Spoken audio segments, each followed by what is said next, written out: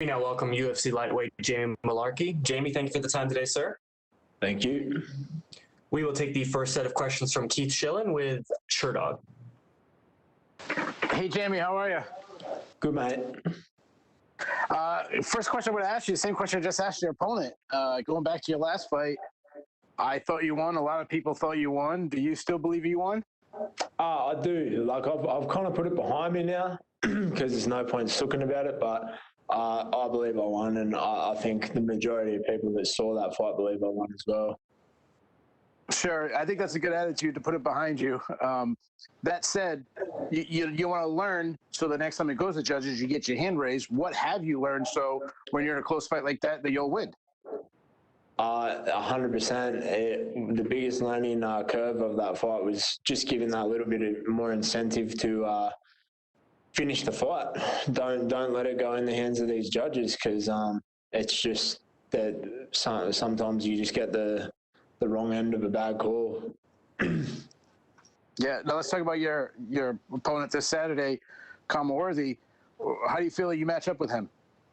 I think I match up really well with him. It's going to be a tough fight, I know that. And I think I'm that little bit more versatile. I think I've got a little bit more well-rounded skill set. But it's going to be a cracker. And like I said, styles make fights. And I think this is going to be a really good matchup for me. Sure. And my last question is, what is your official prediction for the fight? A second-round finish. Good luck to you, sir. Thank you. We will take our next set of questions from Gavin Porter with UFC.com. That's me, Ben. I'm just still with right here. Sweet. So first of all, I know a lot of people are very excited to see you back in action here. What's it been like for you to get to the United States and, get through the COVID protocols and get ready to fight this?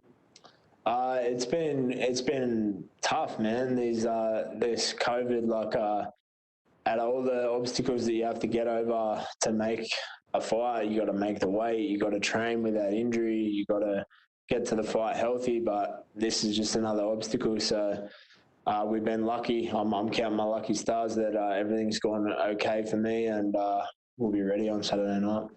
Yeah, when there's that much kind of, adversity in the lead up to the fight, just things you're kind of hyper aware of, does that take away from preparation at all, or are you still able to kind of come in with a clean mindset? No, the mindset never changes. My eyes are on the prize at all times. It's just another little hurdle that you have to overcome. For fans that have never seen you, what do you pride yourself in as a fighter? Like, what do you want to be known for when you break the octagon? I pride myself on my work ethic and my excitement. I've got an exciting fight style, which we'll show on Saturday night.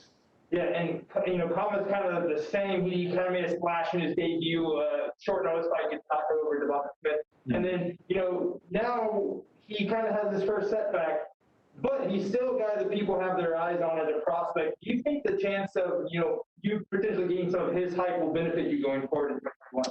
I'm not really thinking about that. I'm thinking about me. So maybe it will. If it does, all good. But it's more the fight that I'm focused on. All right, and the last one for me is, if you walked in there, and what kind of performance would you be proud of? What do you want to display in terms of your skills and what you possess on Saturday? I want to leave something that's going to make the fans be remembering my name, which that's always the plan for me. I want to finish the fight in devastating fashion. Great, man. We can't wait to see you in action on Saturday. Awesome. Thank you. Thank you so much, Jamie. That looks like all the questions we had for you, sir. We appreciate it. Sweet.